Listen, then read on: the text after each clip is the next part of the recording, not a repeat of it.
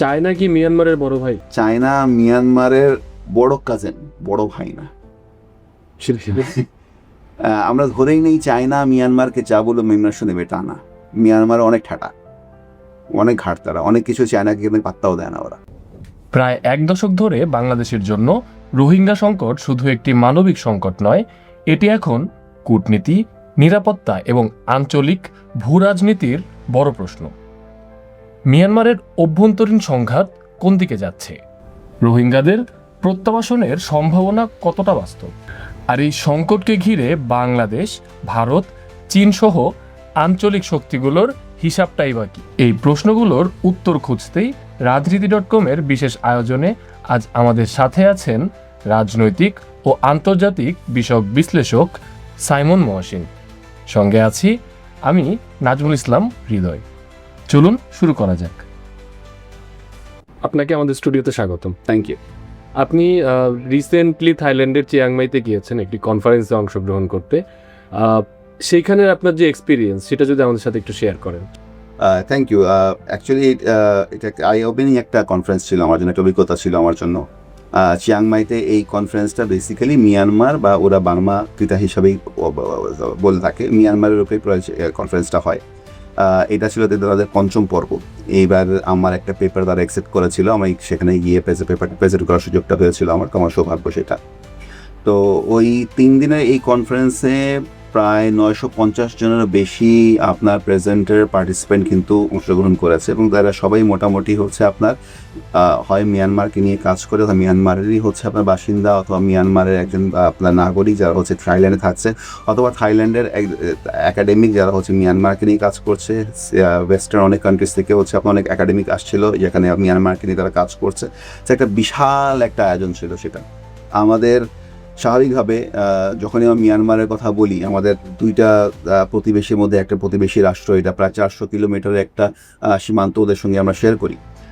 কিন্তু আমরা দুঃখজনকভাবে অথবা যেভাবেই যে কোনো কারণে হোক না কেন, রোহিঙ্গা এবং রাখাইন স্টেট এই দুইটার বাহিরে এই মিয়ানমার নিয়ে হয়তো আমাদের চিন্তাধারাটা একেবারেই সীমিত, আমরা এই বাড়িতে কিছু জানি না।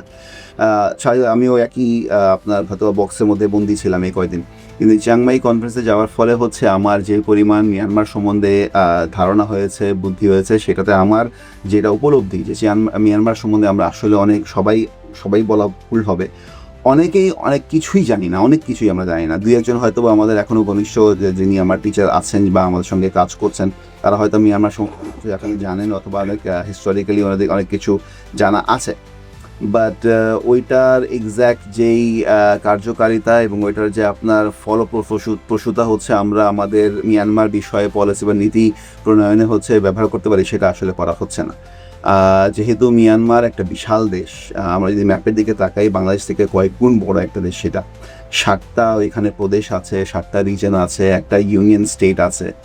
সেক্ষেত্রে মিয়ানমার সম্বন্ধে জাস্ট কেবলমাত্র রোহিঙ্গা এবং রাখাইন এই দুইটা বিষয় হচ্ছে দৃষ্টিভঙ্গি সীমিত করে রাখাটা হচ্ছে এক অর্থে ভূ রাজনৈতিক প্রেক্ষাপটে চিন্তা করলে একটা ভুলই বলবো আমি।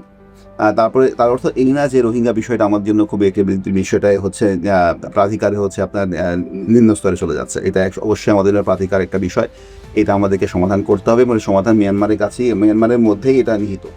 কিন্তু এছাড়াও এই সমাধানে হচ্ছে এগিয়ে যাওয়ার জন্য আমাদের যে ধরনের হচ্ছে একটা নীতিগত একটা আপনার সমন্বয় দরকার, সেটা এখন পর্যন্ত হয়তো আমাদের দেশে এখন পর্যন্ত গড়ে উঠতে পারেনি, এবং সেটা আমাদের নিজস্ব শাসন কেন্দ্রিক অথবা হচ্ছে রাজনৈতিক কেন্দ্রিক কারণে অনেকটা এটার জন্য নির্ভরশীল। কিন্তু এই যে সমন্বয়টা যে করা, জি, সেক্ষেত্রে মিয়ানমারের যে একটা সিভিল ওয়ারের গ্রুপ বলাটা হয়তো আমাদের হয়তো ঠিক হবে না।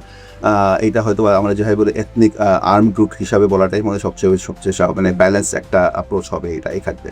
হ্যাঁ, এইটা আপনি ঠিকই বলেছেন, যে পরিমাণ হচ্ছে গৃহযুদ্ধ এখানে চলছে, যে পরিমাণ হচ্ছে আর্মড স্ট্র্যাটেজি জায়গাগুলো কিন্তু তারা কিন্তু এখন নিয়ন্ত্রণে রেখেছে।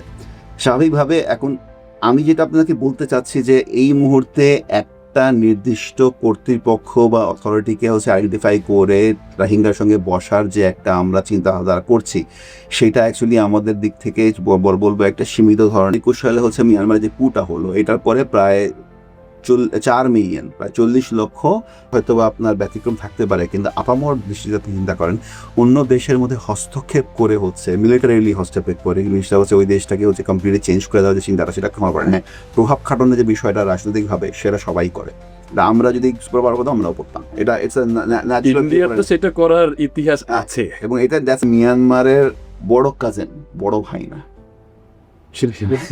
একটা 5 পয়েন্ট একটা স্ট্র্যাটেজির মাধ্যমে হচ্ছে মিয়ানমারের সঙ্গে হচ্ছে কাজ করার চেষ্টা করছিল, ব্ল্যাক এন্ড হোয়াইট মার্কেটে কনভার্ট করতে পারি ইজিলি। কিন্তু ওইটার জন্য আমার অ্যাকচুয়ালি পুরো মায়ানমারের